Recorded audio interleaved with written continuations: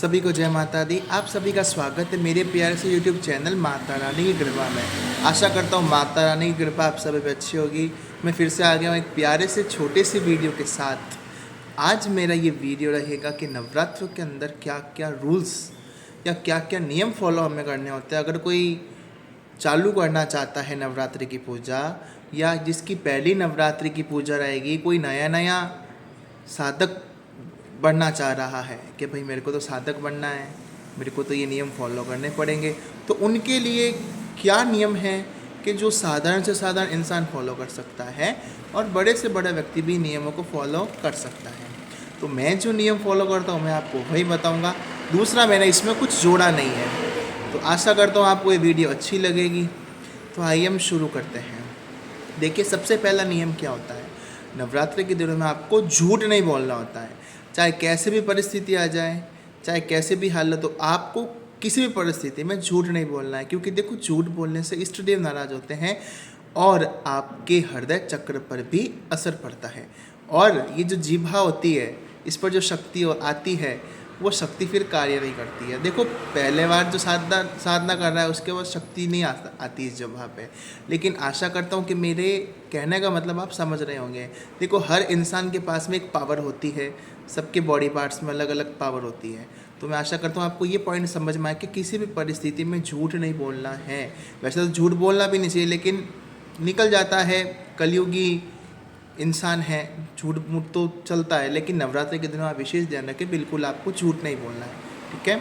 Next point, आपको अपने बाल, दाढ़ी और नाखून, हेयर, शेविंग एंड नेल्स आपको नई कटिंग करने होते हैं। इसका कारण मैं आपको बताता हूँ। देखो, क्या होता है कि जब आप पूजा कर रहे होते हो नवरात्रि की, तो उसमें क्या होता है, देखो, ऊर्जा जो है व्यक्ति के हर रोम रोम में खिलती है। चाहे वो वस्त्र हो, चाहे शेविंग हो, चाहे हेयर हो, चाहे नेल्स हो, वो सबके ऊपर ऊर्जा आती है। तो उससे क्या होता है कि उसका अपमान होता है।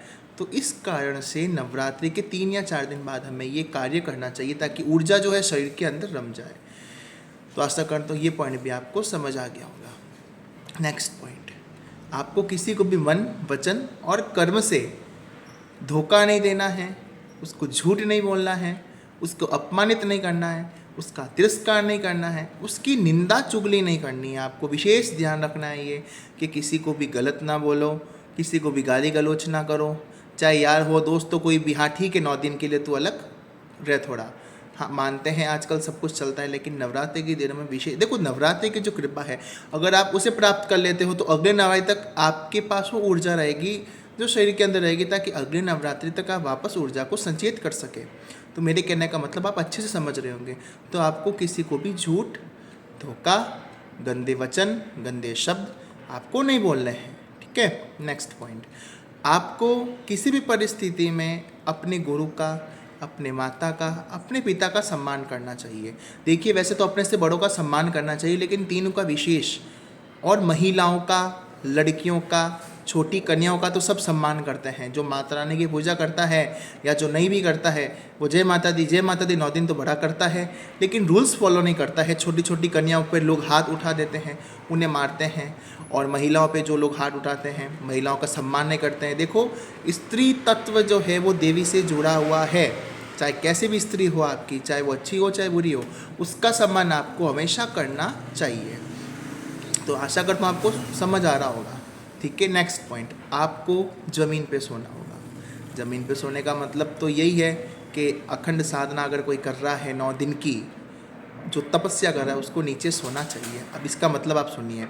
नीचे सोने का ये मतलब है, जैसे अगर आप, कोई कहता है कि हमारे तो घर पे एक ही बेड है, डबल बेड का, हम उस पर भाई बहन सो जाते हैं, मम्मी सो जाती हैं, कोई कहता है हमारे तो पापा सोते हैं हमारे साथ में।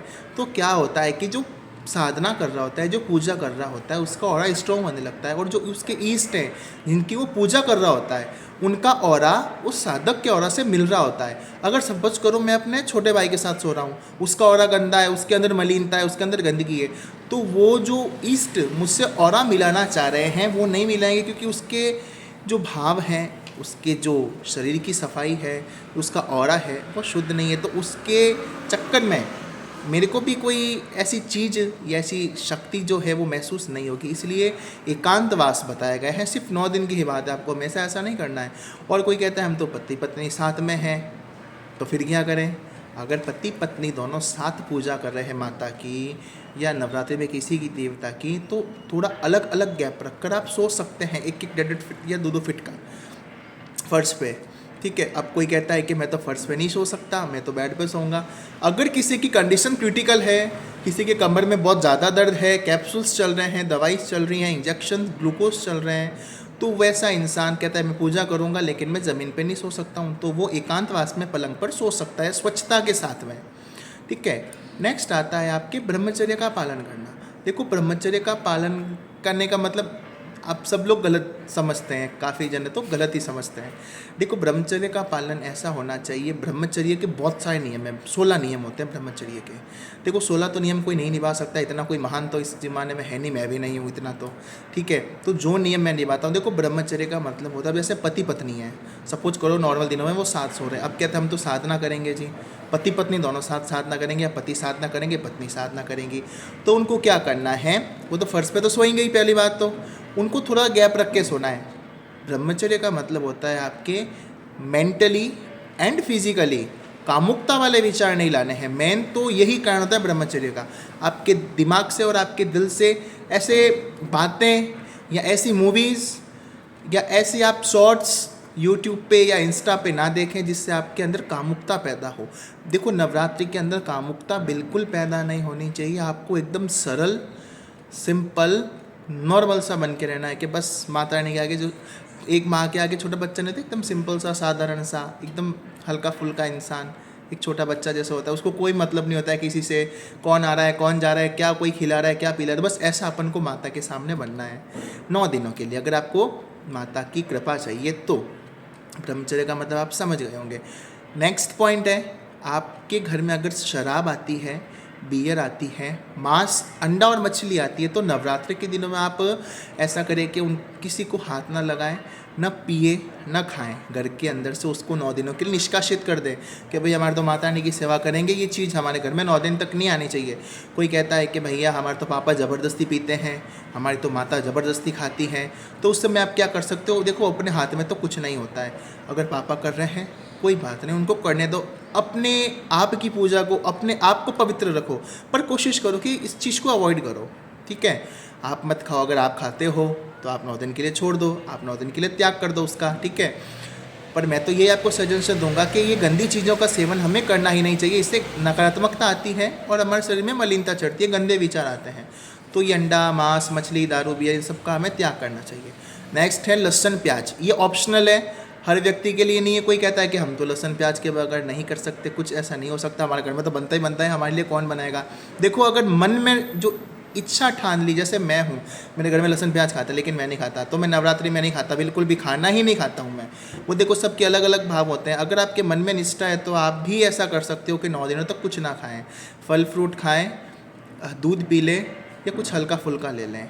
ठीक है, तो लहसुन प्याज ऑप्शनल है, आप चाहे तो पूजा के बाद खा सकते हैं। बाकी नवरात्रि के व्रत आपको 9 दिनों तक रखने चाहिए। अगर कोई बीमार व्यक्ति है, कोई बड़ा बुजुर्ग है या कोई बच्चा भी है तो बीमार रहता है, वो एक समय भोजन कर सकता है, एक समय फलाहार वो कर सकता है। ये नवरात्रि के जो कुछ नियम हैं जो मैंने आपको बताए हैं, मैं भी इन्हीं रूल्स को फॉलो करता हूँ। कुछ नियम मैंने इसमें मन से नहीं जोड़े हैं, अगर कोई नियम आपको भी पता है जो मेरे को नहीं पता है तो मुझे क्षमा कर देना, क्योंकि मैं तो यही नियम फॉलो करता हूँ। मेन बात ये है कि आप किसी का दिल ना दुखाएं, कैसी भी परिस्थिति आ जाए हमेशा सबके साथ सम्मान से बात करें, बड़े प्यार के साथ, बड़े इज्जत के साथ बात करें।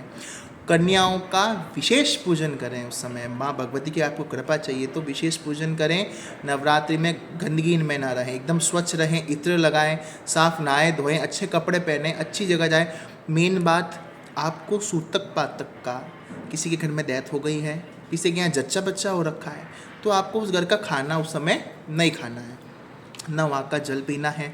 अगर आप कहते हो कि हम तो हमारे घर में ही हैं, हवन हो गया है, तो वो एक बात अलग है। बाकी आप नवरात्रि के अंदर किसी के जच्चा बस और किसी के बच्चा होता है या किसी की डेथ हो जाती है तो आपको वहाँ पे नहीं खाना है, नहीं पीना है, नहीं वहाँ पे जाना है, उससे ऊर्जा थोड़ी कम फील होती है। तो आशा करता हूँ कि सारे पॉइंट्स आपको अच्छे से दिमाग में बैठ गए होंगे। आशा करता हूँ आप सभी की नवरात्रि अच्छी होगी।